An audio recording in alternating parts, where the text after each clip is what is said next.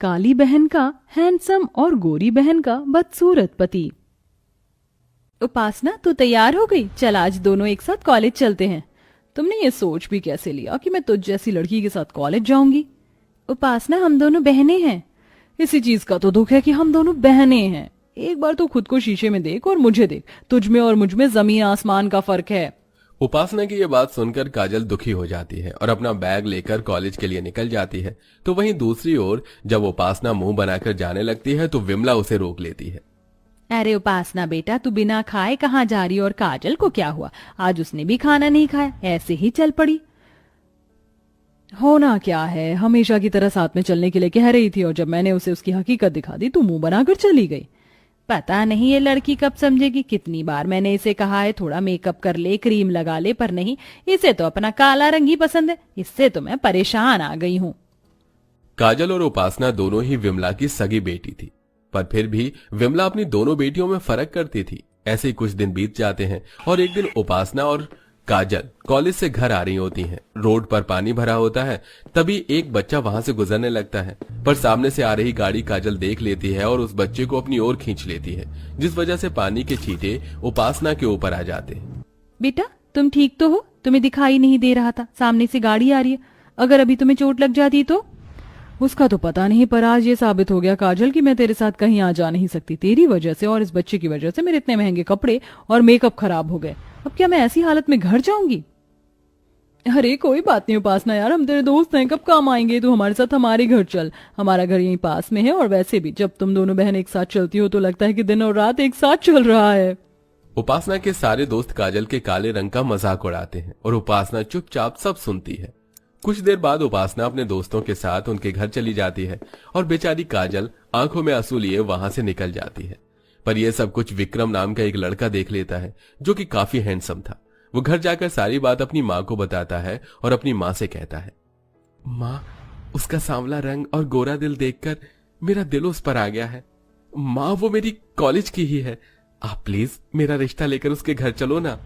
अच्छा ठीक है बाबा, ले जाऊंगी उसका रिश्ता, पर पहले तू अपने एग्जाम तो क्लियर कर ले और अपने पापा की कंपनी संभाल ले, क्योंकि कोई भी माँ बाप बेरोजगार के हाथों में अपनी लड़की का हाथ नहीं देते।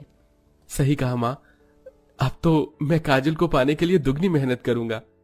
विक्रम को काजल इतनी पसंद आती है कि वो हर समय काजल के बारे में सोचता है और कॉलेज में भी बस उसे ही देखता है।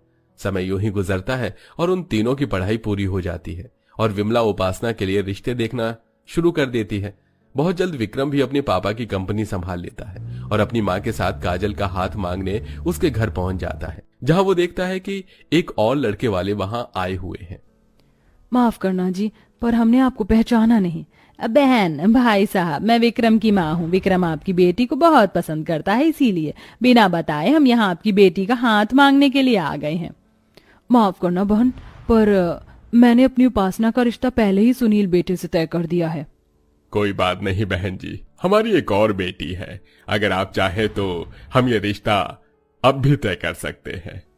भाई साहब, आपको शायद कोई गलतफहमी हो रही है। हम यहाँ उपासना के लिए नहीं बल्कि काजल का हाथ मांगने के लिए ही आए हैं। क्या काजल का? अरे काजल का रिश्ता सुनकर आप क्यों इतना खुश हो रहे हैं? देखा है आपने लड़के को? कहाँ लड़का इतना स्मार्ट और कहाँ हमारी काजल? कोई मेल नहीं है इन दोनों का। अगर कल को हमारी बेटी को कोई दुख उठाना पड़ा तो माफ करना बहन, आप चले जाइए, हमें कोई रिश्ता नहीं करना। आंटी जी, मैं आपसे वादा करता हूँ, मैं कभी भी काजल की आंखों में आंसू नहीं आने दूंगा। बस आप इस रिश्ते के लिए हाँ कर दीजिए, फिर एक साथ आपके घर में 2 बारात आएंगी। विक्रम की अच्छाई देखकर सुरेश अपनी दूसरी बेटी का रिश्ता भी पक्का कर देता है और बहुत जल्द एक ही मंडप पर काजल और उपासना की शादी हो जाती है। शादी के बाद काजल की जिंदगी में खुशियां आ जाती हैं, तो वहीं दूसरी ओर उपासना भी गोरा पति पाकर बहुत खुश थी। सुनील जी, आप तो मेरे सपनों के राजकुमार से भी ज्यादा गोरे और सुंदर निकले। मुझे तो लगता था कि मुझसे ज्यादा गोरा शायद कोई हो ही नहीं सकता, पर आपने तो सुंदरता में मुझे भी फेल कर दिया। उपासना, ये लो तुम्हारा नजरिया है, इसलिए मैं तुम्हें सुंदर दिखता हूँ, वरना हर कोई बस मेरा मजाक ही बनाता रहा है। लोगों के ताने और उनके मजाक सुनकर मैंने फैसला किया कि मैं खुद को बदल दूंगा, और मैंने खुद को बदल दिया। लोगों की बातों पर ध्यान मत दो, आप बहुत सुंदर हैं। अच्छा, वैसे आप मुझे हनीमून पर कहाँ ले जा रहे हो? जहां तुम कहो। मैं तो कहता हूं कि हम एक साथ डिसाइड करते हैं कि हम बाहर कहाँ घूमने जाएंगे। पर उससे पहले हम 5 स्टार होटल में चलते हैं एक साथ डिनर करने के लिए।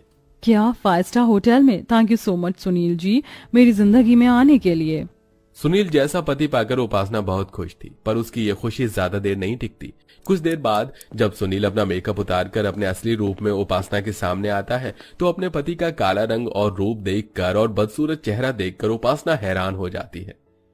तुम्हारी जैसी बीवी पाकर मेरी जिंदगी का मकसद पूरा हो गया। अब मुझे इस मेकअप की जरूरत नहीं है। मैं अपने असली रूप में तुम्हारे साथ रहूंगा। ये आपको क्या हो गया? आप इतने काले बदसूरत कैसे हो गए? आप मेरे साथ कोई मजाक कर रहे हो ना? उपासना, मैं क्यों तुम्हारे साथ मजाक करूंगा? मैंने तुम्हें बताया था ना कि लोग मेरा मजाक बनाते थे क्योंकि मैं काला था और यही मेरा असली रंग है। और तुम तो मुझे दिल से प्यार करती हो, फिर तुम मेरे काले रंग को देखकर हैरान क्यों हो गई? नहीं, मैं एक काले इंसान की बीवी नहीं बन सकती। तुमने मुझे धोखा दिया है, दूर रहो मुझसे। सुनील का असली रूप देखकर उपासना की अपनी आंखों पर विश्वास नहीं होता और ना ही वो इस बात को मानने को तैयार होती है और अपनी माँ को फोन करती है। माँ, ये तुमने क्या किया? तुमने मेरी शादी एक काले कलूटे बदसूरत के साथ कर दी और उस काजल की शादी इतने हैंडसम लड़के के साथ, जबकि हैंडसम लड़का मुझे मिलना चाहिए था, पर मुझे वो काला बदसूरत पति मिल गया। उपासना, ये तू क्या कह रही है? अगर दामाद जी सुनेंगे तो उन्हें बुरा लगेगा। क्या खराबी उनके रंग रूप में? वो तुझसे भी ज्यादा गोरे और सुंदर हैं। माँ, मुझे भी अब तक यही लगा था जब तक उनका असली चेहरा नहीं देखा था, पर जब मेकअप उतार कर वो मेरे सामने आए तो उनका काला रंग देखकर मेरे होश उड़ गए। आपने मेरी शादी गलत लड़के से करवा दी। मैं अपने काले बदसूरत पति के साथ चलूंगी तो क्या कहेंगे लोग? गोरी को काला और काली को गोरा पति मिल गया। नहीं माँ, मैं ऐसे आदमी के साथ नहीं रह पाऊंगी। मैं आ रही हूँ आपके पास। जहां उपासना अपने काले बदसूरत पति से परेशान थी तो वहीं दूसरी ओर काजल की जिंदगी का सारा दुख धीरे धीरे खत्म होने लगता है। काजल, हम सिंगापुर जा रहे हैं घूमने के लिए। क्या? सिंगापुर? नहीं नहीं, मुझे नहीं जाना। अगर मैं आपके साथ चलूंगी तो लोग मेरे साथ साथ आपका भी मजाक बनाएंगे। तो बनाने दो, मुझे फर्क नहीं पड़ता और तुम्हें भी फर्क नहीं पड़ना चाहिए, समझी? तुम अब चलो, पैकिंग कर लो, कल ही निकल रहे हैं हम। अब अगले दिन विक्रम और काजल सिंगापुर घूमने के लिए चले जाते हैं और काजल अपने पति के साथ सिंगापुर की फोटो व्हाट्सएप स्टेटस पर लगाती है, जिसे देखकर उपासना काजल की खुशियों से और भी ज्यादा नफरत करने लगती है और अपने पति के काले रंग से और भी ज्यादा जलने लगती है। काश कि मेरी शादी विक्रम से होती। मैं इस काले सुनील को डिजर्व नहीं करती और ना ही विक्रम उस काजल को, पर फिर भी लंगूर के हाथ में अंगूर और मुझ जैसी सुंदर सी लड़की को ऐसा बदसूरत पति मिल गया। काजल का स्टेटस देखकर उपासना को बहुत गुस्सा आता है और वो गुस्से में अपना फोन तोड़ देती है। फोन टूटने की आवाज सुनकर सुनील वहां आता है। क्या हुआ उपासना, तुम अभी भी मुझसे नाराज हो? मुझे माफ कर दो, मैंने तुम्हें अपने काले रंग के बारे में नहीं बताया। दूर हो जाओ मेरी नजरों से। मुझे काले लोगों से सख्त नफरत है और अब मैं तुम्हारे साथ इस घर में एक पल नहीं रह सकती। उपासना, तुम ये क्या कह रही हो? माना कि मैं काला हूं, पर मैं तुमसे सच्चा प्यार करता हूं। तुम्हारे लिए मैं सब कुछ कर सकता हूं। तुम सिर्फ एक रंग के लिए मेरे साथ ऐसा नहीं कर सकती। सुनील उपासना को काफी रोकने की कोशिश करता है, पर उपासना नहीं रुकती और अपनी माँ के पास चली जाती है। तो वहीं दूसरी ओर शादी के बाद काजल को सारी खुशियां मिलती हैं, जिसके लिए वो तरसती थी।